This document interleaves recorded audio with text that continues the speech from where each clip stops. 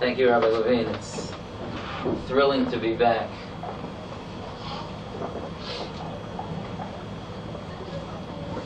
After the first temple was destroyed, actually a few years prior to that, the scholars that had lived in the land of Israel were exiled to Babylon.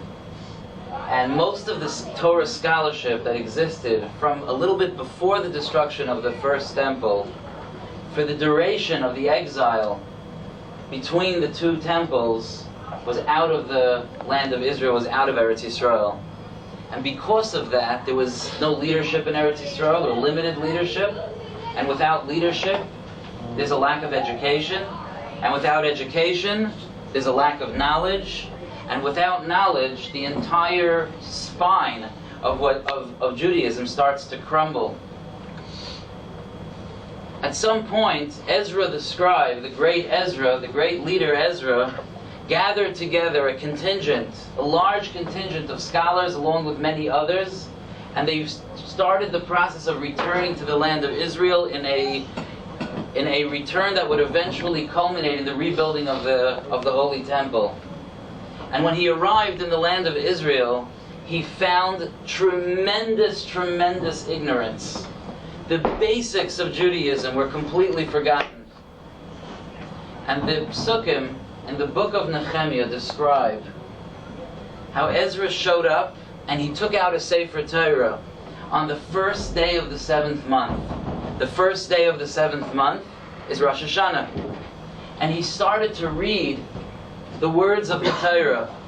And the people that were listening started to hear about the depth of their ignorance and everything that was incorrect and wrong with the way that they were living their lives. And Ezra said to them, Al tis'ablu v'al tivku. Don't mourn and don't cry. Ki baichim kol ha'am, because the whole nation started to cry. Can you imagine that Rosh Hashanah? Ezra HaSefer standing up there on a bima, reading the Torah, and as they hear commandment after commandment, they begin to cry. They realize the mess that their lives have turned into. And Ezra tells them, don't cry. Vayomer lohem, and Ezra said to them, L'chu ichlu mashmanim, go eat delicious food. Ushesu mamtakim, and drink sweet drinks. V'shilchu manois la'ein nachon lo, and send presents to those who don't have. Ki kadosh hayoim la'adonenu, because today is a holy day for our Master. It's not a day for crying, and it's not a day for mourning. What's interesting is that the Psukim go on to say that later on, after Yom Kippur, after Sukkot, they sat down and cried again. And as they cried, they did teshuvah, and they started to slowly but surely put their lives back together. But on Rosh Hashanah, that's not a time for crying. And the truth is, this is very, very personal to us. Because we have this insane sounding habit and custom that we spend days and days before Rosh Hashanah, before the court case, our lives hanging in the balance, preparing food. Like as if it's time for a party. And we shave and we take haircuts and we buy new clothing and new ties and new dresses and we invite our friends because it's such a happy day that our lives are hanging in the balance. And on Rosh Hashanah we do the same thing. We spend the morning with such a sense of seriousness. And we listen to the shofar, and we listen to the chazan, and we try to sing along and participate. And there's a certain awe. Our lives are hanging in the balance. And then we go and enjoy a meal and have friends and sing songs and drink wine and serve meat, our best meals, the holiday meals. My wife works in the public school system, and when it's Thanksgiving, there's like a panic in the air that they have to prepare a meal. She's like, you should come visit on a regular Friday night. Forget about a holiday. We know how to serve meals. How can that be? How could it be that we're so confident? And how do we understand this dichotomy, this double edge over here? On one hand, our lives are in the balance, hanging in the balance, and on the other hand, it's a party. The answer is that they did cry. The answer is that what Ezra was telling them was that you got the message of Rosh Hashanah. The message of Rosh Hashanah is, I care about what Hashem says.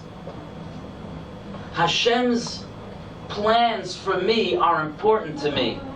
Hashem's mission for me is important to me, and I care. And it brings me to tears to hear about the mistakes that I've made. Once I've done that, once I've expressed and I've shown and I've demonstrated Hashem, I stand in front of Hashem and I say, you are my king, and your plans for me, your agenda for me, your instructions to me, they matter to me.